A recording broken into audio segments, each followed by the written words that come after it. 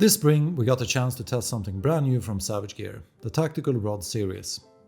We first spotted the lineup at the Swedish sport fishing fair in Jönköping, and shortly after a few early samples landed in our hands. With 28 rods in the full series, it's a massive lineup aimed at everything from finesse perch fishing to heavy pike work.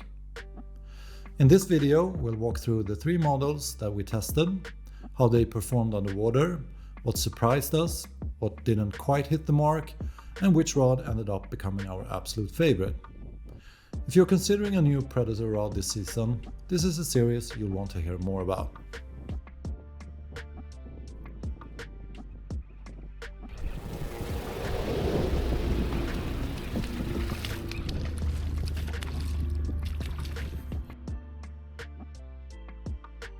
Before we even tried it on the water, the tactical rods made a strong first impression.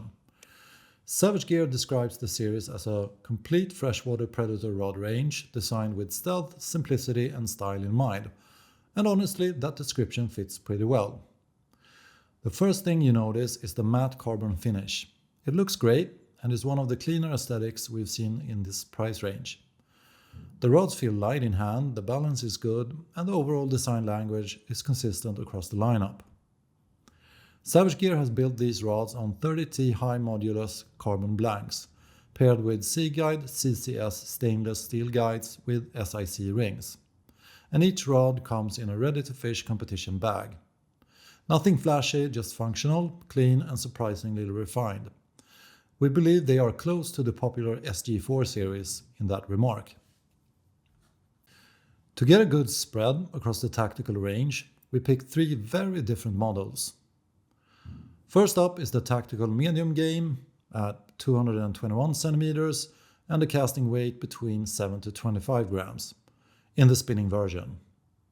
Then we have the tactical big bait that is 243 centimeter long, has a casting weight between 35 to 100 grams and also in the spinning lineup.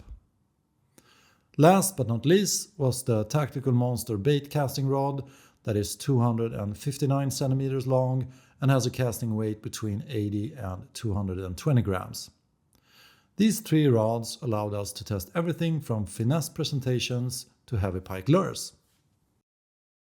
Let's start with the lightest rod in our test lineup. This rod turned out to be far more capable than its casting weight suggests. Despite being rated for just 7 to 25 grams, it has a surprisingly firm backbone. That combination, light but not flimsy, made it incredibly fun to fish. During our sessions we caught both perch and pike on it, but the most memorable moment came when a strong-eyed smashed a drop shot rig with live bait.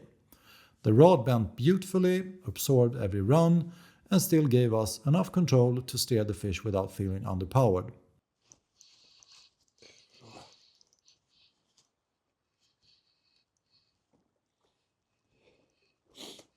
This is so nice. I mean, I'm drop shotting with worm, so it's live bait, and I catch eyed on this light rod. It's just you can't beat it. Oh, here we go.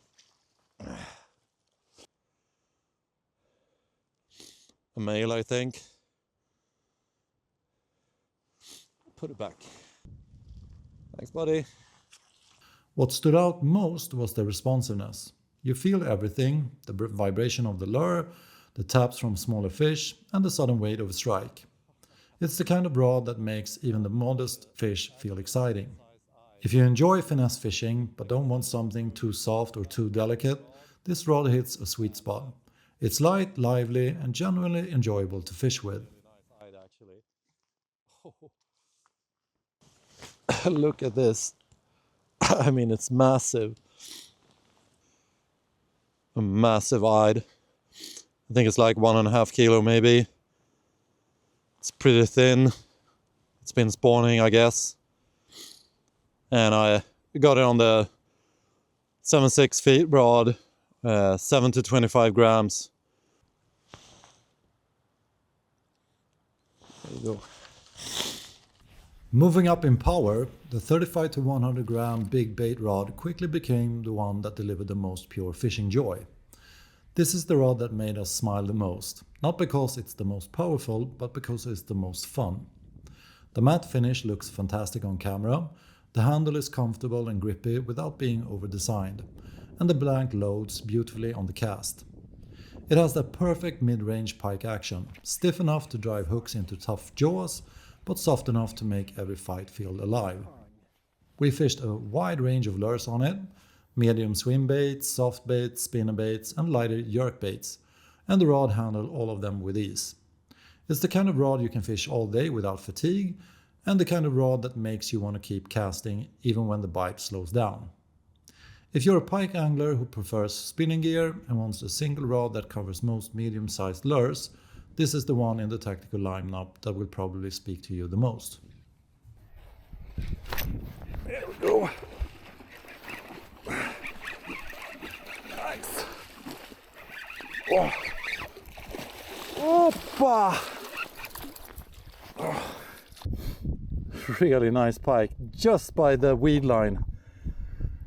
Now let's talk about the Powerhouse, the tactical monster bait casting rod. This rod is built for anglers who throw big rubber, big swim baits and chase big fish. And among the 3 rods we tested, this one stood out as a clear favorite. The blank is strong, confident and surprisingly refined for a rod in this price range, considering most rods cost around 120 euros. It loads deep when you cast heavy lures, but it recovers quickly enough that it never feels sluggish. It's powerful without being a broomstick, a balance that's hard to achieve in heavy predator rods. We fished some serious lures on it too, the largest lazy jerk, the big scout swimmer from Söder Sportfiske, and the oversized soft baits during slow trolling sessions. The rod handled all of it effortlessly. This is the rod that will appeal most of the dedicated pike anglers in our opinion. The ones who regularly throw 150 to 200 gram lures and want something reliable, comfortable and strong. It reminded us of the best qualities from Savage Gear's older MPP series, which is a high praise.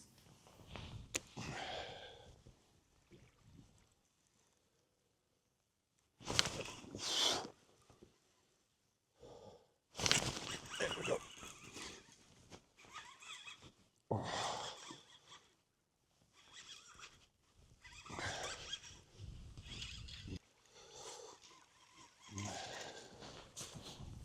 If you like the tactical series but want something with stronger components, better reel seats, tighter ferrules and an overall more premium feel, then the SG8 series is absolutely worth looking at.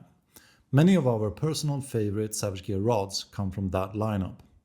Think of it like this: tactical is performance and value, but the SG8 is performance and refinement. Both have their place, it just depends on what you prioritize. So why should you buy the tactical rods then? The tactical rod series are lightweight, visually striking with their matte carbon finish and genuinely fun to fish. They offer great proportions, good sensitivity, good balance and a price point that makes them accessible to a wide range of anglers. Why shouldn't you buy them? Not everything is perfect. A few of the models felt slightly thin-walled, and on some rods the reel seats didn't lock in as securely as we would have preferred. The handle design is functional and offers plenty of grip, but the texture could have been a bit more subtle, and like I said, we noticed that certain components had a tendency to loosen up over time. Savage Gear could have fixed this easily with the locking ring that they have in the SG8 series and also in the SG2 series, and I wish they did. None of these issues are deal breakers, but they are worth being aware of if you're considering the tactical series. If you're looking for a budget-friendly predator rod that still delivers solid performance and a genuinely enjoyable fishing experience, the tactical series is absolutely worth checking out. Of the 3 rods we tested, the tactical monster bait caster with a casting weight of 80 to 220 grams was our clear favorite. It offered the best combination of strength, action and overall build quality, and it's the rod we'll be reaching for during heavy pike sessions and big bait trolling. If you want to see more early gear reviews, breakdowns and on the water tests, make sure to subscribe and drop a comment about which rod or gear you want us to test next. As always, take care of yourselves, take care of the fish, and hopefully I'll see you next time.